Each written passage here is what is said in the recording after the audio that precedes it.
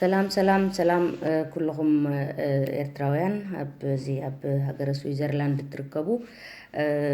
NCBI كم قد نايتي أب استفل عليه أجات أميتات سدتنياتات نمحجز زجبرو تعري حجد ما زي بمخنيات كورونا فيروس أب مول عالم تفتير زلو شغلاتن نعوز وهب بزح حبريتاتن سلزلو إذا حبريتات زي بتقرنيا نابتوم تقرنيا زرد ويكا زنبون سمعون نخبت صح حتر زبالة ترجم يقرب له سلزي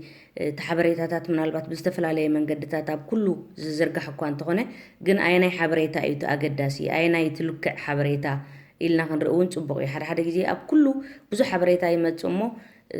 أينا يتلك عجنا يتفلت إنسلازي نزل بزملكت إنا حتر زبالة حبريتا خنهب مريتنا مالتي كورونا فيروس أبزوانزي كاب تشاينا تبجيسو أب مول عالم عبش عقلت فتير يركبالو مهنياتو تزرقحناتو بقلطف سلاز خيد مالتي قلطفو سلاز اللابع استفل عليه أجباب مكل خلات وني تكاسيو من البات أبتناي تمالي فيديونا خمس قلتنايو كم يجرنا نحن كلا خلو نخل نزح مامزي زبل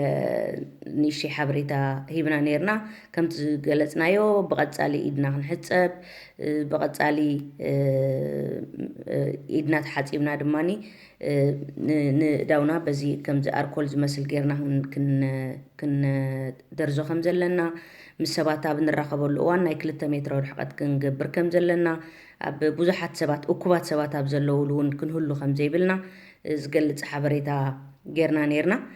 سلمن تايو أقداس زخونكم ومقبار إلنا خنحاسب قدني مخنياتو تحمام بمتنخاف بمسب بمقراب سلازم محلالف بستق علمتن قلطف زخونه زرقحم انتقيهلو ويكام انتقيهل لابع بعلنا كنكلا خلو سلازلنا مخنياتو كل سب كاب نفسه سلاز بقست مكلخال أنا أنت رأت خلاخيله تحد أنت رأت خلاخيله تحد أنت رأت خلاخيله كلاتنا ندحر تخلاخيلنا يتحمم كجودل سلاز خلينا خم وخنجبر زلنا سلازي تزوها بحبريتات بزقباء خنتقاملو تصبغيو أب سويسرلاند أب زوانزي التحمام ببزحي إندا تزرقحي خيدالو سلازي إخاء عسرت جيزة ويك أبوزح جيزة ترجعيمو نأجباب مكل خالو زملكت ممرحيتات ويك أنا مجلسيتات زوات زلوا سلازي نتزوات زلوا ممرحيتات بجبو تخلا تقيمنا نتحمام كنا كلاخل ويك نحنا خينا حممنا بكالوت كينا محلالفن كنت نقق يجبأنا مالتيو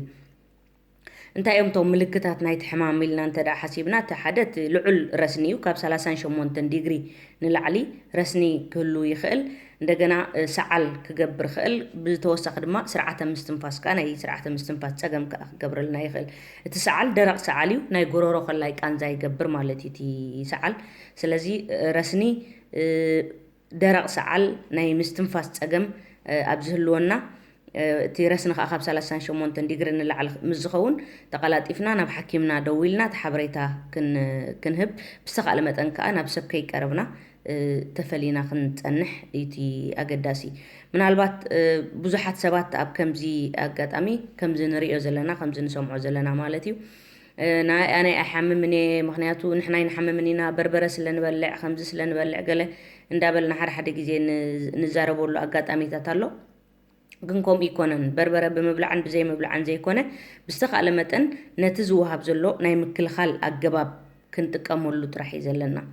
ነተን ዝጥቀሳ ዘለዋ ኩሉ ግዜ ዝጥቀሳ ዘለዋ ኣገባብ ምክልኻል ንዕአን ክንጥቀመለን ኣለና ምክንያቱም ሰባት ኣብ ንራኸበሉ እዋን ብ2 ሜትር ርሕቀት ጠጠው ክንብል ከም ዘለና እዳውና በተደጋጋሚ ኣብ ደገ ወፂና ይኹን ድሕሪ ዓይን ምድሪ ድሕሪ ምጥቃም ይኹን ደገ ተዛዊርና ኣብ ንመጻሊ ይኹን ኣብ ዝተፈላለዩ እዋን ኩሉ ግዜ እዳውና ብዓፍራ ብሳሙና ወይ ከዓ بخال عينت فساس غيرنا خنحصب كم زلنا رحقتنا خنحلو كم زلنا ببزح كا ناي حزباو مغعازيا خنطقم كم زيبلنا ناي اوتوبسات كون كالو كون مالتيو زغلص بزح حبريتات አለው رحقتنا خنحلو كم زلنا كنزاورن كلناون እኩባት ሰባት ኣብ ዘለዎ ወይ ካ ግሩፕ ኣብ ዝኾነ ክንርከብ ከም ዘይብልና ክንከይድ ከም ዘይብልና ይዝግለጽ እቲ ከምዚ ኣይገብርኒ ንሕና ይንሓመምኒና ገለ ዝብል ንኸይንጥንቀቕውን ሓደ እዋን ክዕንቅፈና ስለ ዝኽእል ብዝተኻእለ መጠን እቲ ምጥንቃቕ ኣገዳሲ እዩ ስለዚ እቲ ዝወሃብ ዘሎ መምርሒታት ብዝተፈላለየ ድሓር ከኣኒ ጭቡጥ ዝኾነ ሓበሬታ ክጠቕመና ዝኽእል ሓበሬታ ክንወስድ ከዓ ጽቡቕ እዩ። ስለ ዝወፀ ጥራይ ኩሉ ሓደ እዋን ገሊኡ ዘፍርሕ ገሊኡ ዘሻቕል ገሊኡ ዘሰንብድ ክኸውን ይኽእል እዩ። ግን ንሕና ክንወስዶ ዘለና እንታይ እዮም እቶም ኣገባብ ናይ ምክልኻል ብናይ መንገዲ ኢና ክንከላኸሎም ንኽእል? ሕጂ ብዙሕ ሰብ ምዝዋር ከም ዝደገ ምውፃእ ዘይፍቀድ ገለ ገይሩ ዝዛረብ ኣሎ። ሕጂ ምናልባት ኣብ ጣልያን ምውፃእ ዝተኸልከለ ክኸውን ይኽእል እዩ ብኩሉ ኣብ ዝኾነ ቦታ ክትወፅእ ከም ዘይብልካ። ኣብዚ ግን ክትዛወር ትኽእል ክትወፅእ ትኽእል። ግን ምስ መን ኢኻ ትዛወር? በይንኻ ወይ ምስ ሓደ ሰብ ኮንካ ወይ ምስ ሓንቲ ሰብ ኮንካ ወክ ክትገብር ትኽእል። ንእሽተይ ብእግርኻ ተዛዊርካ ክትመፅእ ትኽእል። ተዛዊርካ ገዛኻ ክትምለስ ትኽእል። ግን ድሓር ምስ ተመለስካ ኩሉ ግዜ ኢድካ ክትሕፀብ ኣለካ። ንኣብነት ቆልዑት እንድሕር ኣለውና ናብ መፃወቲ ናይ ቆልዑት ክንወስዶም እንድሕር ኮይና ኣብቲ መፃወቲ ቆልዑት ብዙሓት እኩባት ቆልዑት እንድሕር ኣለውና ኮይኖም ዘይምኻድ ተመራፂ እዩ። ዝተኻእለ ምስ ደቅና በይንና ብገለ ከባቢ ትዝውር ኣቢልና ክንመፅእ ጽቡቕ እዩ። ብብዝሒ ከዓኒ እዚ ናይ መጓዓዝያ ናይ ባቡር ኹን ትራም ኹን ኣውቶቡስ ኹን ከዓ ብብዝሒ ዘይምጥቃም ምክንያቱ ኣብኡ መን ተሰቒሉ ኣሎ ስለ ዘይንፈልጥ ማለት እዩ። ኣውቶቡስ መን ተሰቒሉ ዘሎ ስለ ዘይንፈልጥ ብዝተኻእለ መጠን ነዞም ዝተባህሉ ነገራት ክንገብር ጽቡቕ እዩ። ምልክታት ናይ ሕማም ዝስማዓና እዞም ዝጠቐስናዮም ረስኒ ይኹን ሰዓል ይኹን ደረቕ ሰዓል ማለት እዩ ናይ ጎሮሮ ቃንዛ ይኹን ናይ ስርዓተ ምስትንፋስ ፀገም ዝህልወና ከዓ ብዝተኻእለ መጠን ተቐላጢፍና ናብ ሓኪም ሓበሬታ ክንህብ ክንክእል ኣለና።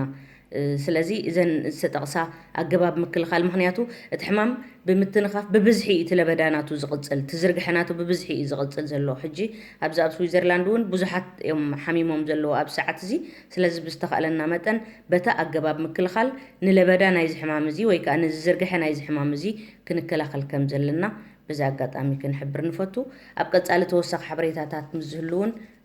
ሒዝና ክንምለስ ኢና። ሰላም ቅነ ኩላትና ኣብዚ ዘለናዮ ጥዕና ይሃበና።